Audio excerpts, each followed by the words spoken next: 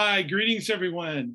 Welcome to Creativity Corner. Today, my guest is Lisa Fipps, the debut author of Starfish. Welcome, Lisa. Hi, welcome. Thank you. You are an award-winning former journalist, a current director of marketing for a public library, and now an author of a middle grade book. Can you share your journey from a career in journalism and marketing to writing a book? Well, actually, in a weird way, the book came first because I always wanted to write a book. I always wanted to be an author. And when I was talking to, school counselors and things like that, they're like, well, you can't just write a book. You got to get some, experience writing. So they were like, a good way to start out as a writer is a journalist. So they kind of pushed me toward that. And so I spent way too many years as a journalist, and but it built a lot of good strengths for me as an author, because one of them, of course, is talking to people and listening to dialogue, which has helped me immensely as a fiction author. And but journalism, just after a while, it was this, I felt like I was just kind of spinning my wheels, writing the same kind of stories over and over. Politician does bad, community comes together after a tragedy. I mean, it just seemed like the same stories, even though they changed faces. But and then there was an opportunity to do marketing for the local library, which was like, oh, that's a dream job. I get to write about the library and I get to promote books and authors and all of that. And I just jumped at it.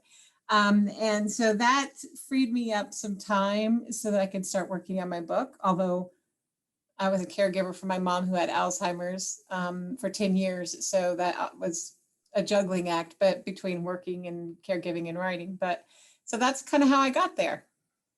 Awesome. So many people are talking about Starfish. What is it like to go from a regular life working in the library to be kind of the center of attention and the talk of social media?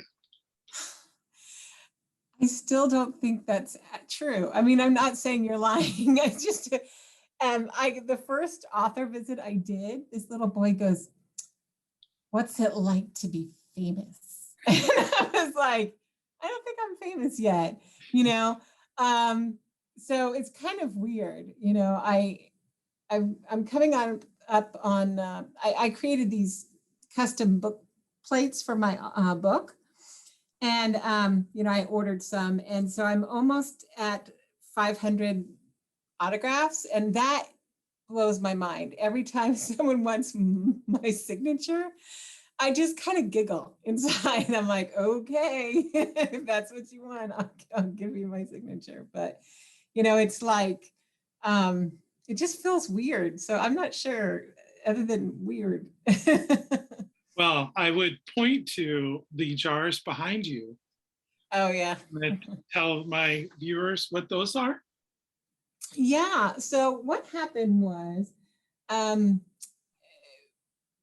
before Starfish launched on March 9th, people had the ARCs, the electronic ARCs out, and they were reading it, and they would send me, emails or social media comments or, whatever. And they would say, "Oh, I loved your book." And they say the sweetest, kindest things. And I'm like, I want to keep that. And so I just started collecting them, in a Word document file. And then I was like, what am I going to do with these? And I had this jar with the wooden lid.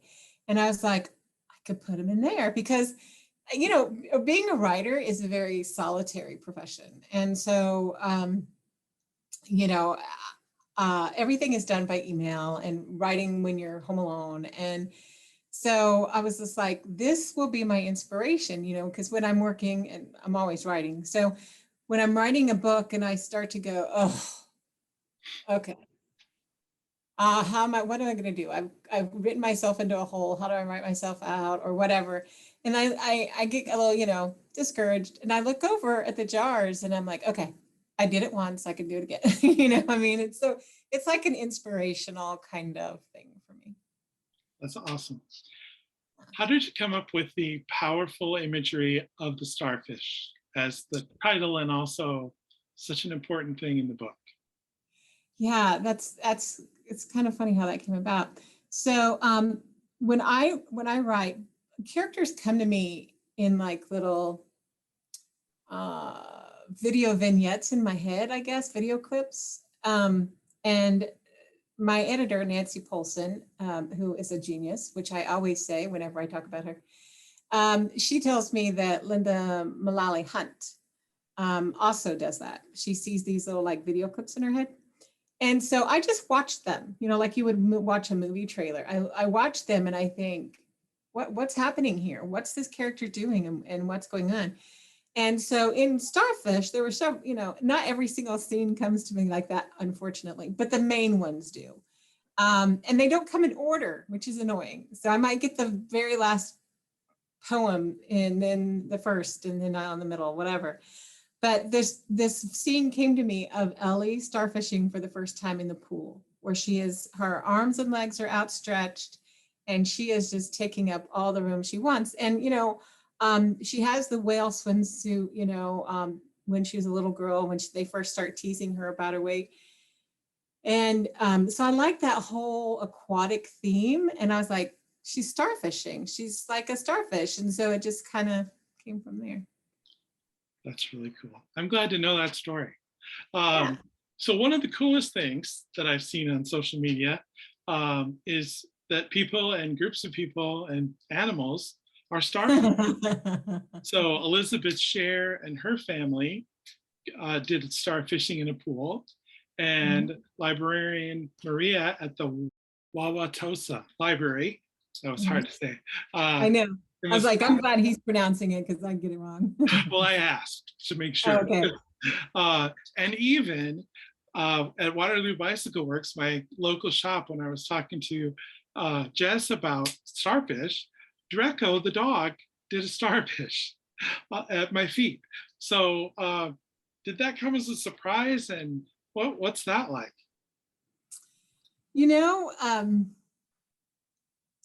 I'm trying to remember how the very first one came about. I think what had happened was, I was encouraging people to starfish, meaning what Ellie does, where she stands up for herself and she learns that she has a right to take up her space in the world. But then I thought, they also kind of need to just do the pose, right? So I asked a couple of friends to do it and they did. And then everyone else saw it and they're like, oh yeah, I'll do that. And what was interesting is I try to, when I can, I try to ask the person who did it, like, how did it make you feel? And everybody says the same thing. It made me feel so powerful. And so it's so cool to see it. And kids do it and adults do it. And now animals are doing it. And because someone sent me this video, Lisa Ridio, who's an author too, she sent me one of this cat starfishing. And of course, once I posted that, all the dog lovers sent theirs. And then author Chris Barron sent me one of a lizard starfishing. And I'm like, okay, I'm gonna keep, because I think it's neat that people are connecting that way with it, with the message. That's awesome. They are fun to watch. So I Yeah, hope they are. everyone is following author Lisa Fipps on Instagram so that you can see the starfish. And also, is it Twitter the same? Yes, on Twitter, Instagram, and Facebook, it's all author Lisa Fipps. I was trying to keep it easy to find me. I'm glad. All right, so for some of the next questions, I asked some friends who also love the book. And I'm telling you, I have a lot of friends who love this book. And in fact, I've gotten several messages. I bought this because you told me to, and oh, I love this book. So we learned in the author notes, so we get a little serious now. We learned in the author notes that the negative experiences in the book happened to you in one way or another. How did those experiences make you want to write this book?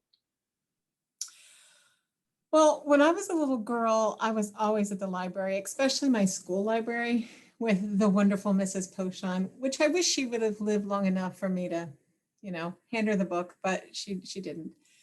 She passed away, I don't know, 10, 20 years ago now. Um, but I was always in there. And, you know, if I think we could check out 25 books at a time, I think. And I always did that. I was like, I will find 25 books to read, no problem.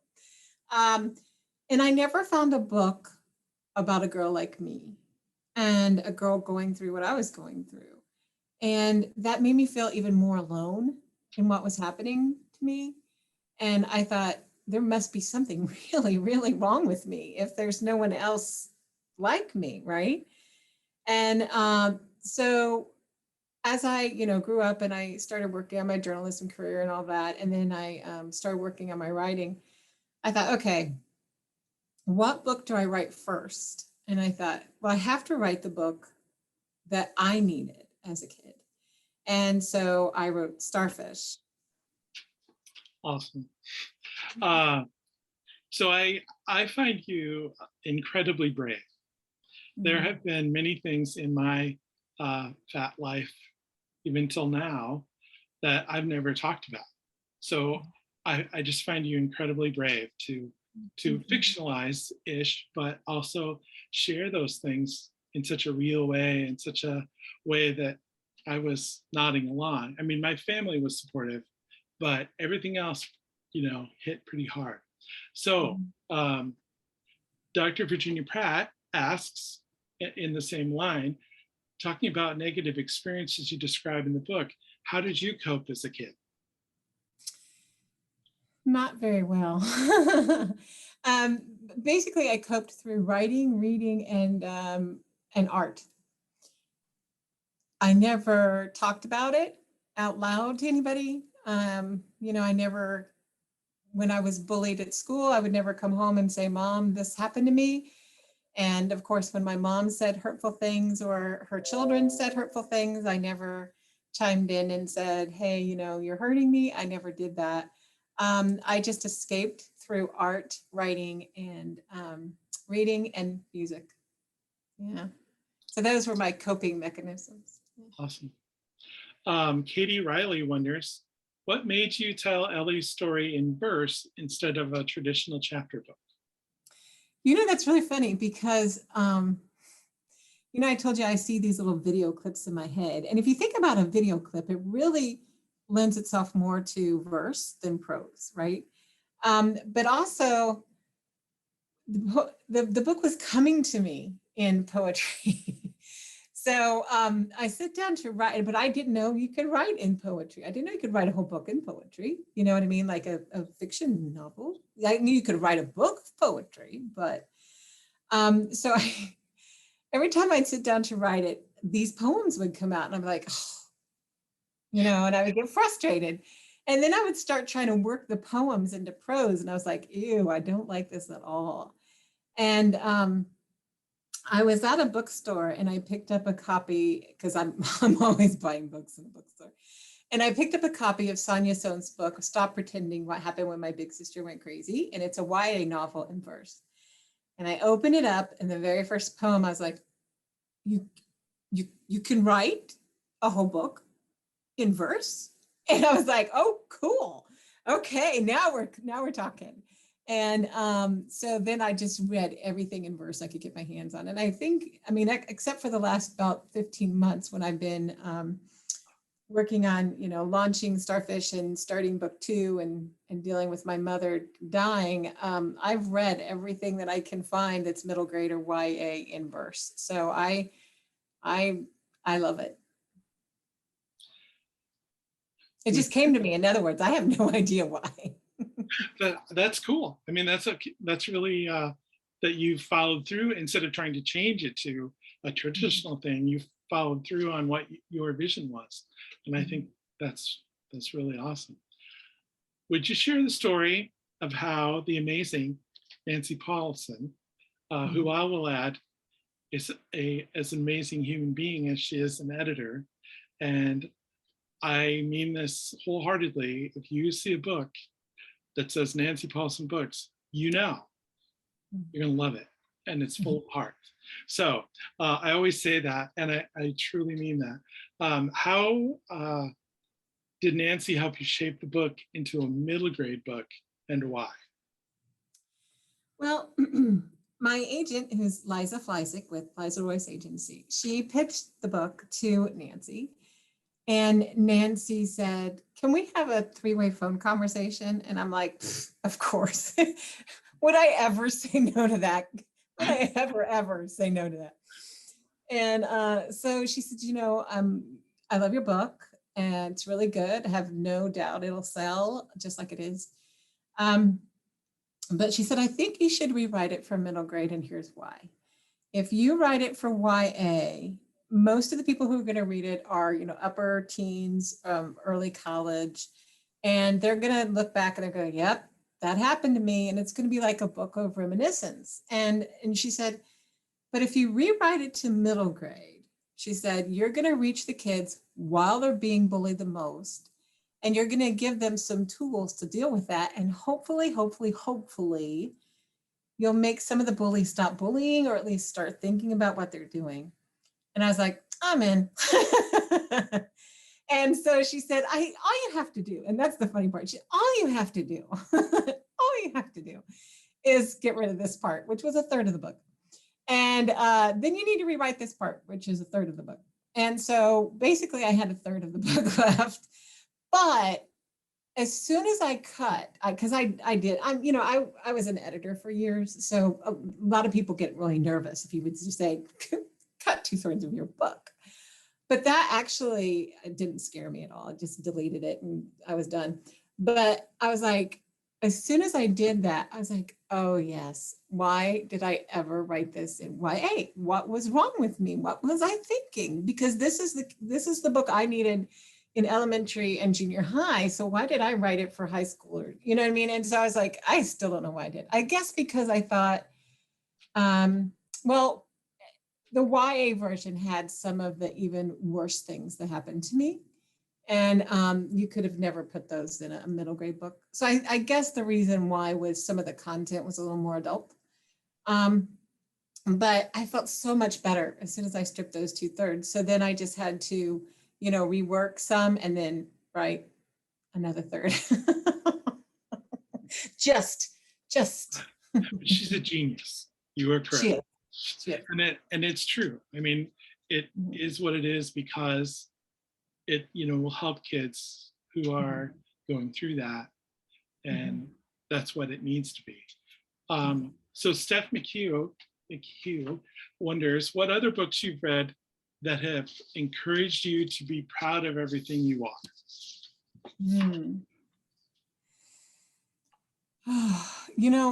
I have to confess something. I'm really horrible at remembering book titles. I'll remember an author or the title, but very rarely both together. Unless I've read it a billion times, like Out of the Dust by Karen Hess, or Hesse, I always forget how she says that, but I've read that like so many times and I'm funny. I think it would be a cumulative thing. I don't think that there was, excuse me, I have something in my eye. I don't think there was anything like one set book that made me go, yeah, this is it. This is going to help me.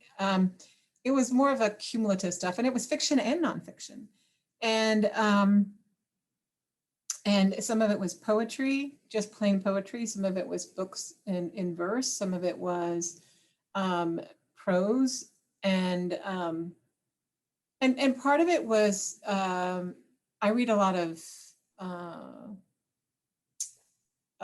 like self-help therapy type books, and then I have a therapist. So so between all of that, really, it kind of was like this cumulative way to start working on some of those things that I should have talked about when I was a kid, but I never did.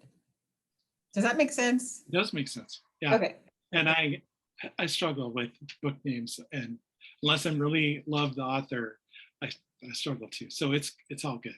I read so much, it's like, how could you remember all those? Right. So actually, to be honest, if there's a book I remember like details about, that was a really special book because I read a lot.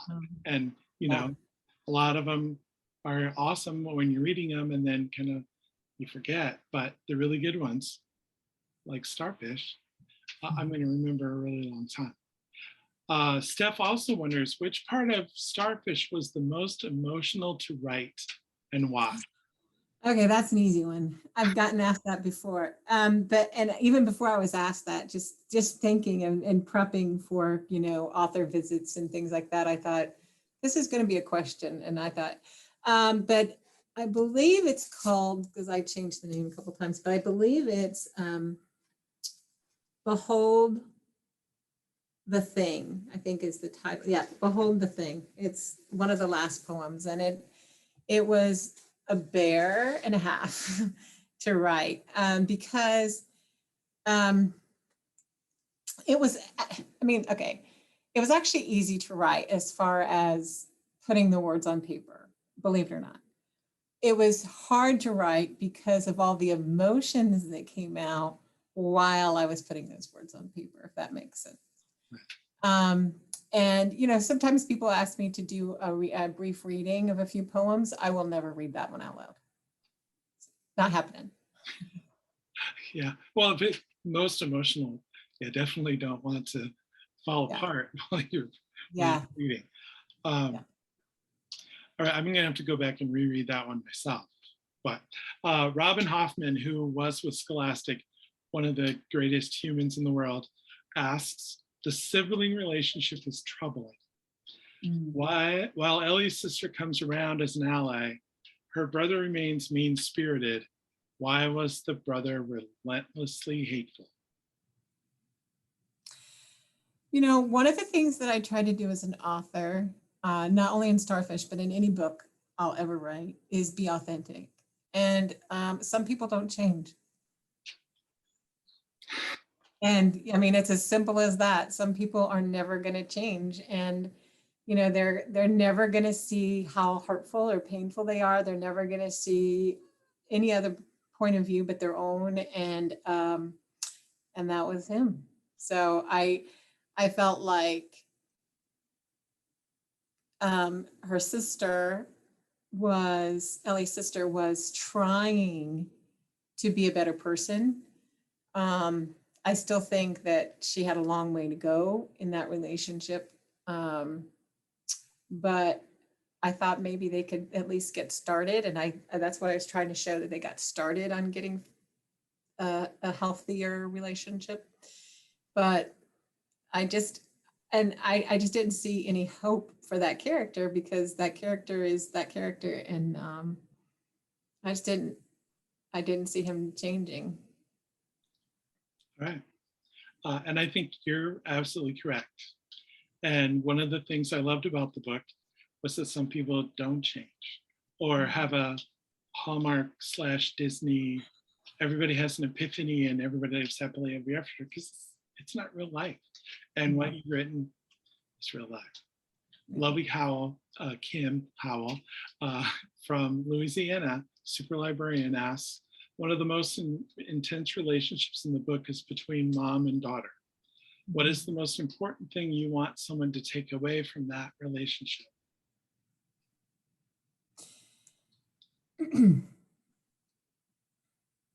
The mother-daughter relationship is obviously based on my mother-daughter relationship I had with my mother. And it's really interesting because, people say stuff like, I hate that mother. And they'll say, someone said one time, which I considered an extreme compliment, actually. They said, other than Ellie's mom ranks second of all time, in all time, of the worst mothers, only behind Kimberly Brubaker Bradley's The War That Saved My Life's mom. And I love Kimberly Brubaker Bradley. So I was like, okay, if you're comparing that to that, I'm good. I'm good with it. I'm like excited about it. But one of the things first of all, again, I just want to be authentic. There are a lot of parents who make a lot of missteps in what they say to their children, especially when it comes to their bodies and their weights. But they also can do it about academics or sports or any other topic, right? Or a child's gender. they can make all kinds of missteps. And I wanted to show that because kids, you know, kids kids feel like parents can't be wrong, and they can be. And they need to know that, because there are a lot of kids who are facing not good relationships and not safe relationships at home. And they need to, first of all, realize that there's nothing wrong with them. And um, their parents have the problem and not them. And that's a huge thing for a kid to try to figure out. So I wanted to model that as much as I could. And second of all, I think that, um, Ellie's mom's educated. She's a writer. She knows how to use words, but when and she even says this herself, she can write better than she can talk, right? But, so it's not just that she's not uneducated. She's an educated woman. She's a smart woman. She's a talented woman. But I think she has the heart of, I just want you to be okay, Ellie. But what she's told Ellie from day one is, you're not okay, right? And so I think that's my goal, because that was true to life for me. I had a very complicated relationship with my mother, obviously. She had some really great qualities. My mom was really good at supporting my writing career. But she just really was hung up on body image and weight. And that just made it really hard to deal with. And so I just wanted to be, like I said, authentic with that. And I think from all the from all the responses that are in that jar, my mother was very much like a lot of other mothers. And I'm not like bash mother time. I'm just saying that it's so ingrained in our society, that fat is bad and you're bad if you're fat, that when you're a mom or a parent, or, it could be a dad, that everything you've learned from the culture, you turn around and do. And so I don't think it's people intentionally doing it. I think that they have been programmed to do it, and they just need to realize what they're doing, the damage that they're doing. So I don't want to give too much away, because if you haven't read the book, I want everybody to go out and buy the book. But you have some resolution with the mother in the book. Mm-hmm. Thankfully, in my opinion, not the Disney Hallmark ending, but did you also get some experience with resolution with your own mother? Not really. When I got older, I confronted her one time about it, and she said, "You're just being too sensitive," which wasn't the response that I was really hoping for. Right. And so I was just like, you know what, I don't want to waste my energy and my emotion on trying to convince you how hurtful you were. And I didn't say anything. Well, then she got Alzheimer's. And so communicating with her about most, complex things like emotions and all that, not too easy to do. So, but it was interesting because I was working on editing it, and changing it from YA to middle grade. And, I was her caregiver. I moved her in with me. And I would read these poems aloud sometimes, because that's where I can hear any mistakes the best. I read it out loud. And so she'd just sit there and listen to me. And one time, one of the poems about the mom being a jerk, basically, she goes, "Oh, that was not nice to say."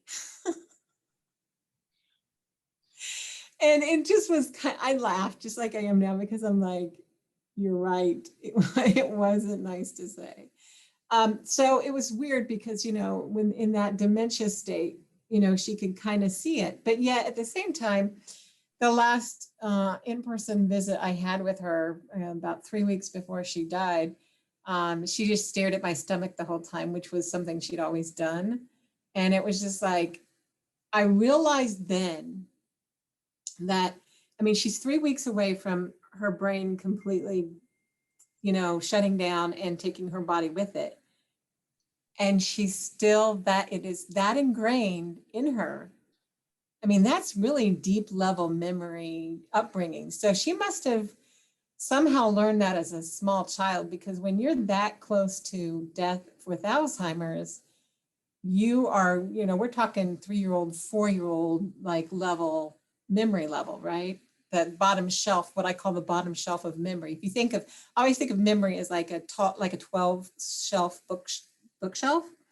And so if, when you first get Alzheimer's, if you shake a shelf like in an earthquake, the first shelf books that come off are from the 12th, the top shelf, right? And that's stuff like, what did I eat today? That's, did I go to work today? That kind of stuff. And bottom shelf stuff is like your name that you've been called since you were born. I mean, your name and those kinds of things, mommy and daddy, those are bottom shelf. But apparently her issues with fat people was bottom shelf. So there was never going to be any really overcoming that, I don't think. I I feel like people will leave watching this interview thinking you are the most amazing person. Oh, To- you're sweet. But to be the caretaker for someone who was not everything you needed or a lot of what you needed. And so, I mean, that shows the kind of person you are. And I, to go back to something you said, kids love their parents, even Mhm. if they're horrible, Mhm. even if Oh yeah. they make horrible decisions.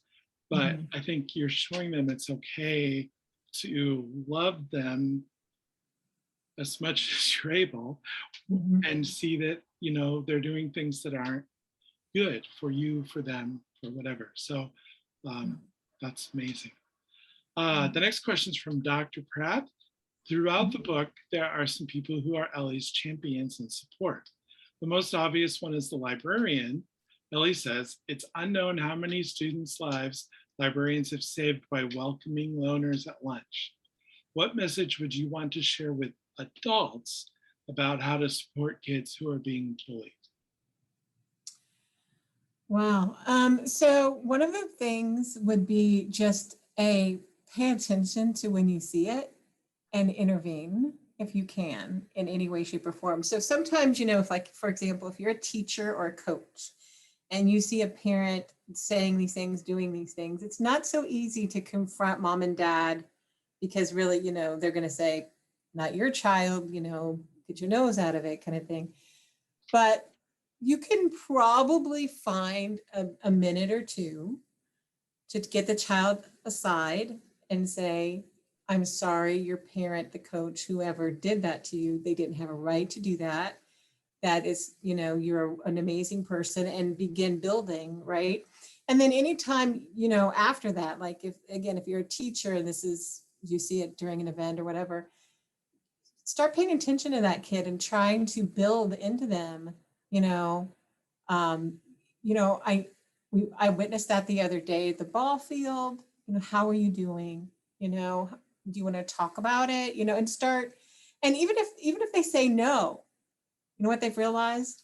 You're an ally. You know what I mean? They may never speak to you about it, but they know, and they know that you care. And I think that's a big step. Um, and I think for any adult really and what's interesting is how many adults read Starfish. Some of them pick it up because just the cover looks like a fun beach read, and some of them pick it up because they're evaluating it for their children or because they're teachers or whatever. But t- parents and adults just need to know what is okay and what is not, and how to say it. So that there's uh, on my website under the resources page, there's an anti-bullying brochure, but in there's tips for parents. Like, you know, don't ever base any, I mean, you don't need to say to your daughter, oh, now that you've lost a few pounds, that dress looks really good on you. Just say, that dress looks really good on you. You know what I mean? It's so simple. It's tiny changes like that, but they make a very big difference. You don't say, Um, oh, I noticed your girlfriend's gaining weight. You know, when you're around her, you probably shouldn't eat what she's eating. I mean, and you start putting value. You're teaching them to put value on weight and on, you know, worth. Their worth is tied to it, and you're teaching them all these things. And so there's tips for parents in there on how to build a kid and how to avoid that. So that's one of the things I wanted to add as a resource. I worked with an expert in that, Judith Matz, sorry. I will add that to the show notes also, so that people can easily find that resource. Sounds awesome. Um, Again, from Dr. Pratt, how did you come up with all the great ways for the therapist to interact with a kid Ellie's age, dealing with the types of bullying, family issues, and self-esteem that Ellie faced? Well, I had some help in that I've been to a therapist before, so I kind of know how it works. Of course, you know, I went as an adult, but so I interviewed because, again, journalist. I interviewed a child psychiatrist, and I couldn't find her.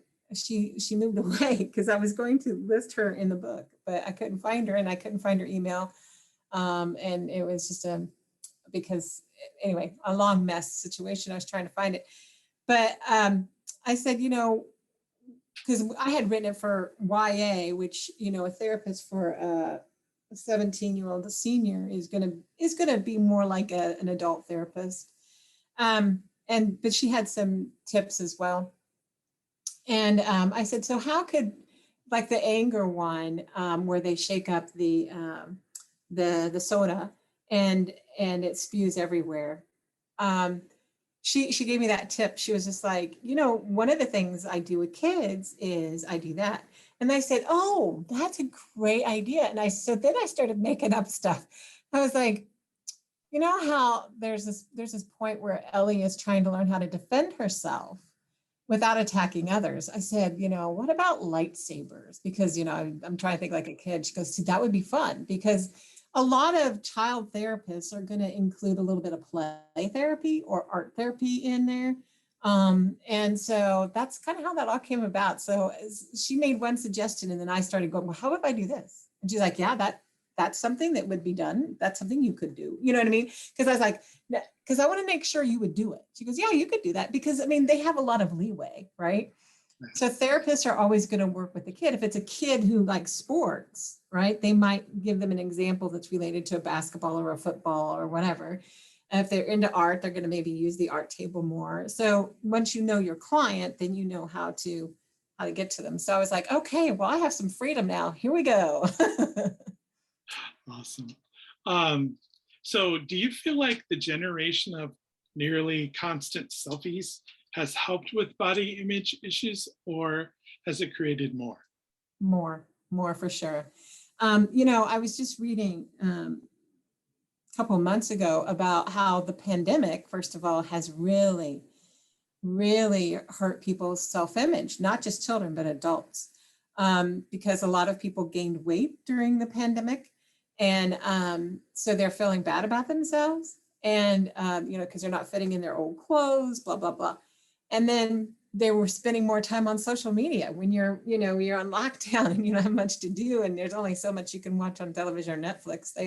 They get on social media a lot, and they're seeing all these, you know, influencers and these people, and then the filters on social media, especially on Instagram, which I never understood that. I don't want to look like a deer, but, you know, or a bear, but it's a thing. And there are people who are having plastic surgery to look more like they look when they use a filter. And the psychology of it, I read in one article, was basically, you know, especially with teenagers and young kids, is they measure everything in the likes and the comments they get, right? So if I make a post and I only have like 10 people comment on it, I don't care, right? I'm an adult. I just posted it because I wanted to. They post wanting a response. So like you post and you realize, oh, with this filter, I got 50 responses. With this one, I got 10. I should look more like that. And it starts this whole thing like, oh, the filter with my nose that was smaller. Everybody loved that. I need to get my nose done. You know what I mean? And so it's like scary, scary. Yeah. Yeah. I Yeah. I have a very small Snapchat group, and I went through a phase of doing the filters because they don't look like me. You know, they're a better version of me, or you don't see all the chins if you have a beard, or um, and it was just kind of fun. But Yeah. then after a while, you think that's just weird. You're too old. But to think that people are so all about likes and that kind of stuff, it's Mhm. scary. Like it gives you a false sense of them, a false sense of um, kids have looked up my Twitter and like, you have, I don't know what it is, so many followers. Wow. Because they Yeah. think that adds to your worth instead of Yes. you've Yes. cultivated a group of people of like minds. And like I have I block all the bad things, or my followers probably would be multiple thousands, whatever it is now. But Yeah. like I don't want any icky people. But it's a scary thing. And Yeah. I think bringing body image to light in a book is something we need. And um, I, yeah. So, what are you working on next? Give us the details. I can give you a little bit of the details. Can't say too much yet, Okay. but I'm working with Nancy Polson again, which I'm extremely excited about.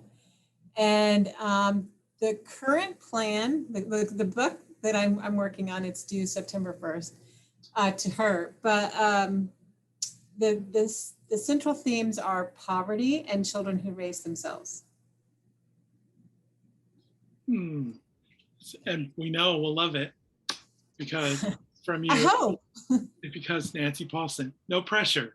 Yeah, no pressure. You I ready? know someone said the other day, they're like, how did they say it? They meant it as a compliment, but it was like, oh, thanks. I didn't need that extra pressure. But they said something like, Starfish was so good, I don't know how you're going to top it. And I'm like, ha, thank you. Thank you. No pressure. Uh, Thanks. you have the Thank you ace, for that. you have the ace in the hole. You have Nancy Yeah, Paulson. she's She's not amazing. going to put it out there unless it's amazing. So that's a good thing. Yeah. So we are coming to the end of our time. Is there anything else you would like to say to the people who are watching? Sorry for that beat. No, that's okay. I was just trying to figure out, is that my fire alarm? What is that? Um, one thing that I tend to mention, especially with children, there's a reason why Gigi was an ally. And that's because a lot of kids struggle to find an ally, right? If you don't have a lot of friends, if you don't have any grown-ups in your world who are paying attention to what's going on with you, and it can be really hard. And so oftentimes um, pets become allies because you can tell them anything and they're not going to tell anybody unless it's a parrot. And that could be a whole other story. But so I always shared the pictures of Gigi because Gigi was a real dog, my dog. And the kids always like to see this, but she was, I rescued her when I lived down in Texas. And she was a lot of fun. I lived right near Dallas Fort Worth Airport, like 3 miles away. And she never ever chased a car, but she chased every airplane that she saw go overhead. But I think that's an important thing. And I think, you said earlier, like what can grown-ups do, not only to, go up to them after they've seen an incident or whatever, but, I mean, if it's possible, right? Because there is a financial commitment to any pet. But if it's possible, pets are a really good way to get a child in a healthy bonded relationship. And I know, you think person, dog, but sometimes that's the icebreaker, right? To get them to be opening up and sharing themselves. Because if you're not going to share with people, maybe you'll share with a dog or a cat or a turtle or hamster or whatever. And that starts it, right? And you just feel like you have something. And that's also, I think, why kids take pet deaths so hard is because they do become real actual friends to them, because kids see it differently. Do you have a copy of the book right there? I do. Would you be willing to read your inscription in the beginning, your dedication?